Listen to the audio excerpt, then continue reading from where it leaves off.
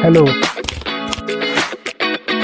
and welcome to the first official interview episode of Nestle Pods, a podcast where young people, students, and dreamers in agriculture come together to learn, grow, and share ideas and share their stories to remind us that agriculture is more than food production.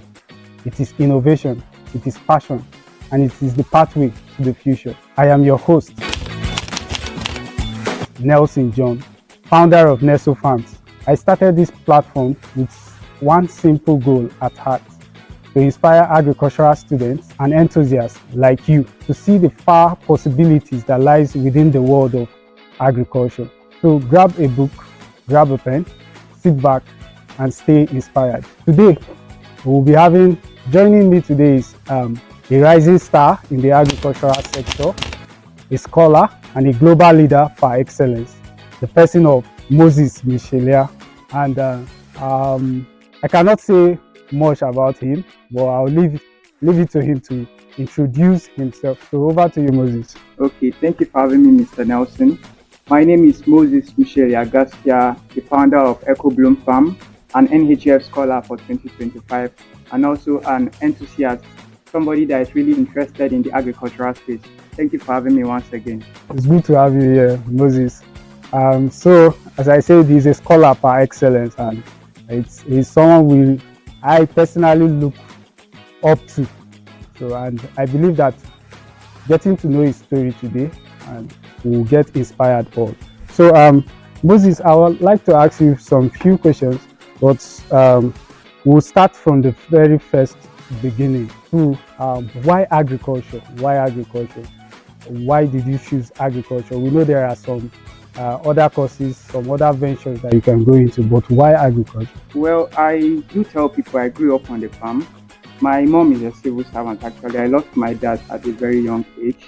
So, but we know how the Nigerian government is. The civil service salary is not enough to sustain a whole family. So, when I was growing up, we were combining my mom's salary with farming, although I would say farming is the major source of income because it brings more money than the government salary. And I saw how farming was really sustaining us. That's when I fell in love with agriculture. I knew there's more to it than the peasant farming we have been doing. So what if I study the agriculture, see the better side of it, mechanized farming, and if I see the mechanized farming and see what I can bring out of it. So I started loving farming right from the young age. Oh, that is interesting. That is interesting. Okay. So it's a good one. I see a lot of agricultural students today that they never even loved or thought about agriculture before coming to the university to maybe study agriculture. So yours is something that you've grown the passion over the years. But studying agriculture is quite different from agripreneurship, if you would agree with me. Yes. So a lot of students or a lot of persons have studied agriculture, but then they are not really practicing the agriculture. So I would like you to share your experience moving into agripreneurship. What were your fears and your hopes? One thing with the fear is always what if it fails, what if I lose my money, what if. So it's always the what if. So the only hope I do tell people is when you are starting something, look at the goal, the end goal. What do you want to achieve?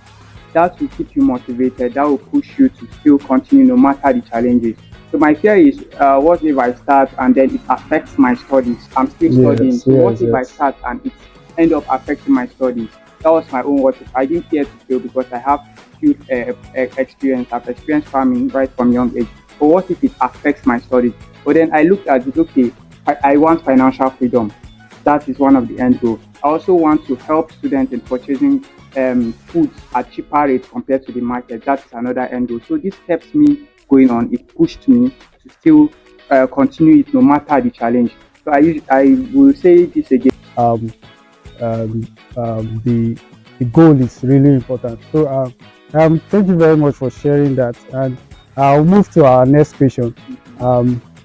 Do you have any role model or someone that inspire you in the agricultural sector? And if yes, which of the lessons have you learned from them over the years? Well, when I started, funny enough, I didn't have somebody I was looking up to. But then along the way, I realized I can't just do it alone. I need guidance. I need somebody to motivate me, somebody to guide me. That's when I have fear actually. One is from a distance. There's somebody that you just be looking at and you'll be Yes, getting yes. he's a role model from afar. So that's Fisayo Kayode on LinkedIn. You can check Okay. her out. And then two are both lecturers in my faculty. I run to anytime there's any problem and all these things. So one thing I learned from them is that plan ahead. You see, I learned from one of them, that's Mrs. Injari, is that I have a plan. Like I want to do something from October. Right from Yes. January, she'll keep asking me what is the plan. What is the plan? That is So the plan. always plan ahead. Don't just jump into okay, I want to start and you start. Plan ahead. I also learned that you don't have to start big. Start from something small. That's the two main things I learned from them. Okay, wow. That is good. That is good. You have to plan ahead and start something small. It's very important that you start small as well as to plan ahead. He who fails to plan plans to fail. Yeah. So that is it. Thank you very much for sharing that with us. And I'll be moving to the next question. Now you are the founder of EcoBloom. So, as the founder of EcoBloom, what were your first steps that you took for you to start up your enterprise, EcoBloom? What were the first steps or your first product or the first service that you started with? Okay. The funny thing is, we didn't just start as EcoBloom. We started as Farm with Gaskiya. It's even more popular than the EcoBloom. Yeah. The idea at first is not just to plant, not just to farm, but to teach others while doing it. That's why it was Farm with Gaskiya. As I'm doing it, I'm teaching others. The first thing I did was your idea. The idea is always the first. So getting the idea, what do you want to achieve, what do you want to do? Then what I did next was securing funds. I did things to secure funds to start the whole thing. Registering as EcoBloom was not the plan at first, but while I was doing it, I wanted to expand.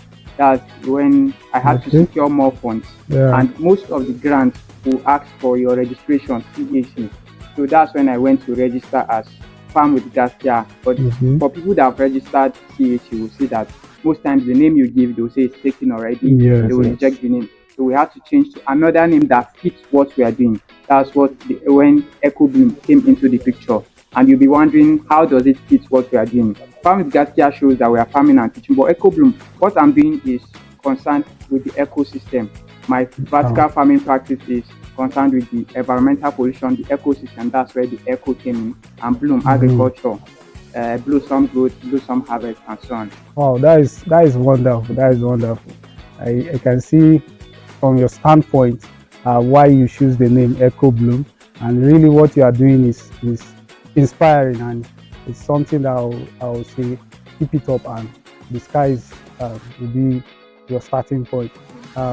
So you spoke something about funding.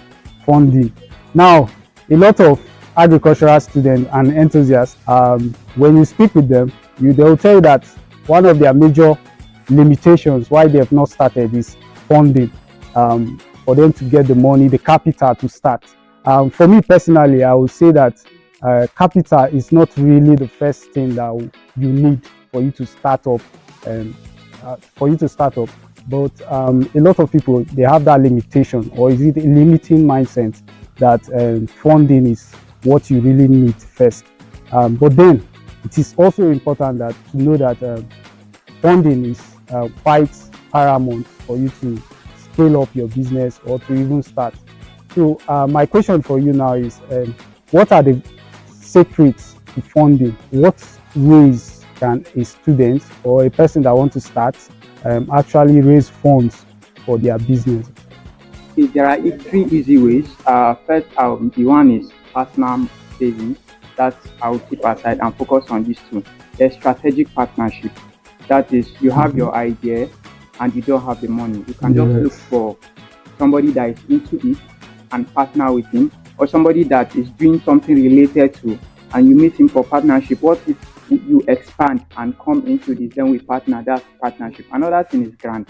Grant is another big funding source.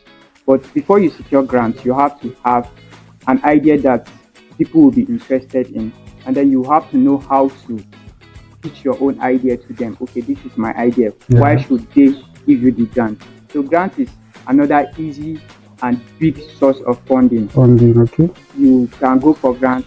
Honestly, I will not advise loan for a startup. I will not advise loan for a startup. In fact, banks hardly give loan for agricultural startup because of the risk that comes with it. But you can try grants and then strategic partnership. Okay. Oh, thank you very much for that. First, personal savings. The second one is strategic partnership. Then the last one is grants. Oh, thank you very much. I'm personally interested in grants. So talking about grants, is there any particular grants that you can advise our listeners to check out for them to really get fundings for? Well, there are a lot of grants, but the easiest to get is the one from Sahel Consulting. That one is a yearly grant. They do it once a year. If you have an idea related to agriculture, that is easy. There are MasterCards. Just utilize LinkedIn. Once you are on LinkedIn, you'll see a lot of them.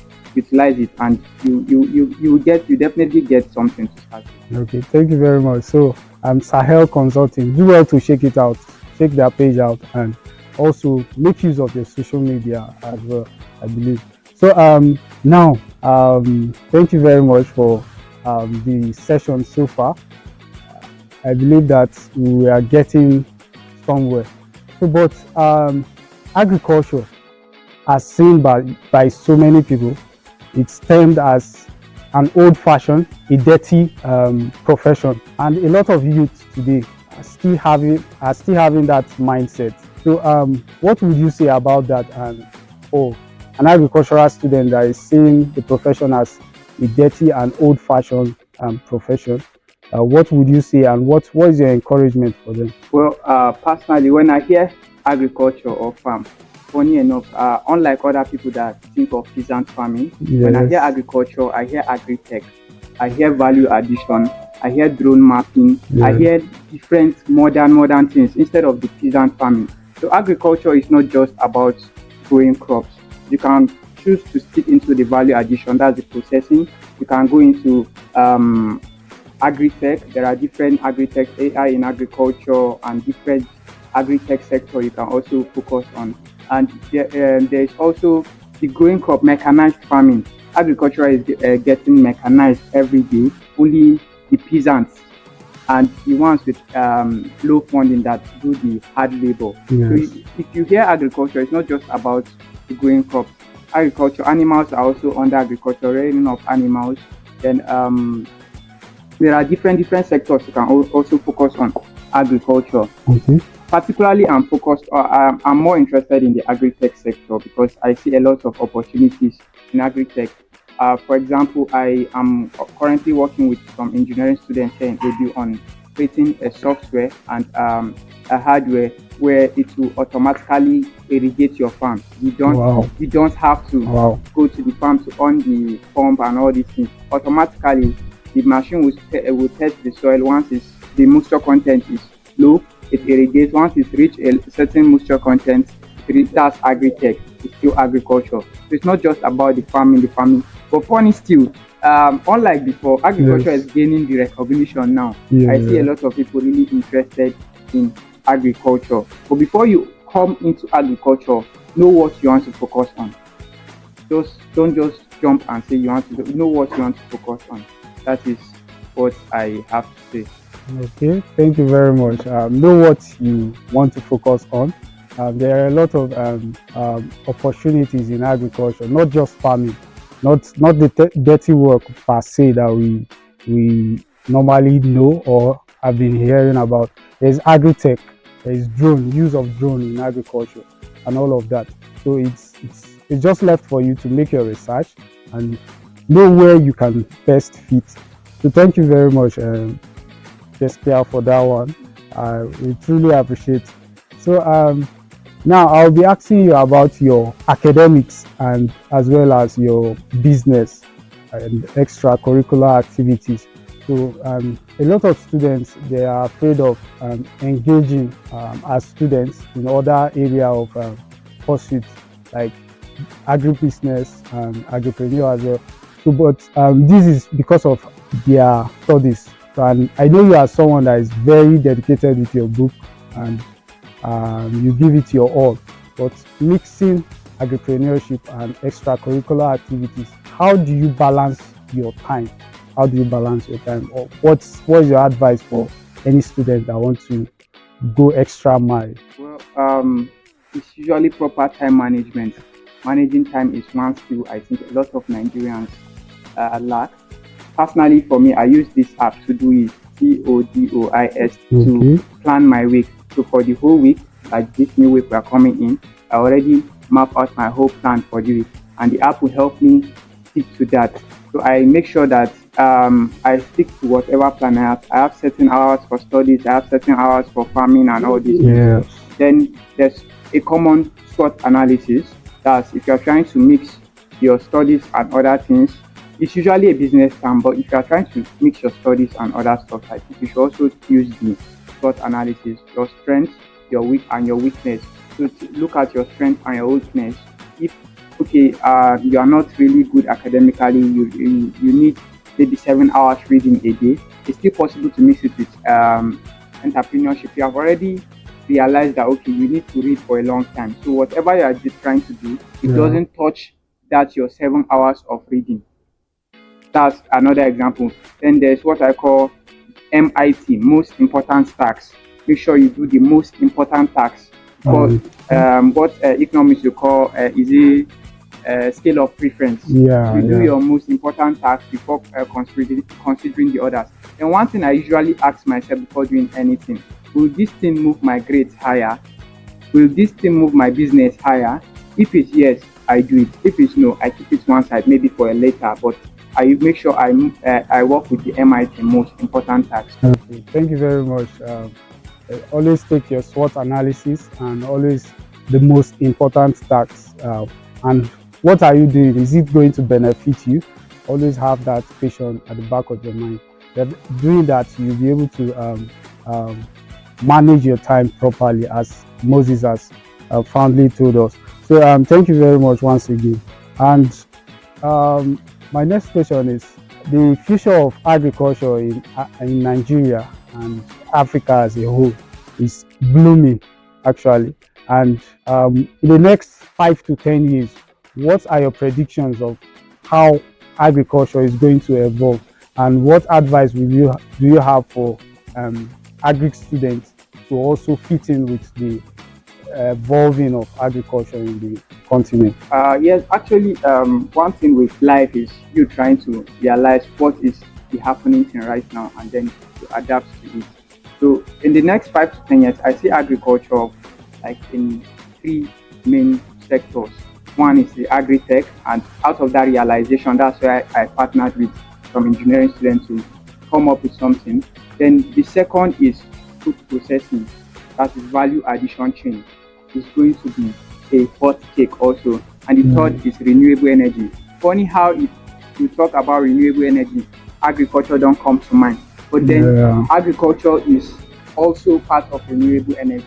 Whereas you can generate electricity from agriculture, that's the byproduct, and it's going to be a hot cake where there have been a lot of carbon emission, and so the world is now looking into renewable energy. Nigeria, I also read somewhere that Nigeria is also looking into that. ABU is also looking into that. We saw a bulletin recently. Yes, Renewable energy is going to be another hot cake, and it's also attached to agriculture. So these three sectors: value addition, agri-tech, and renewable energy. Okay, thank you very much. So value addition, agri-tech, and renewable energy. Look out for those space, and when you position yourself rightly for those space, you'll be able to stand out as an agri student and agripreneur. You have to say about students positioning themselves in the sector of climate change, or maybe those in the in forestry departments and the likes. How do you think they can position themselves to stand out? Climate change is usually a global issue, and one thing I believe is the more there's problems, the more there's opportunity. Yeah. I recently read on LinkedIn where they do carbon capturing. Forestry student, that's a big opportunity. That's something you can focus on. They capture carbon and sell. I don't know what they are using the carbon for, but then it's a big opportunity I see. I've seen some lecturers in our faculty also focusing on that. Okay. Don't mind me, I read a lot of journals and I read a lot of newsletters and I see all those things. So the more there is a problem, Yes. the more there's opportunity. Just make sure that you don't just use your phone for social media, you look out for opportunities online. Okay. So thank you very much, Moses, for the session so far. We've been really able to establish some facts and some inspiring words for our listeners, I believe.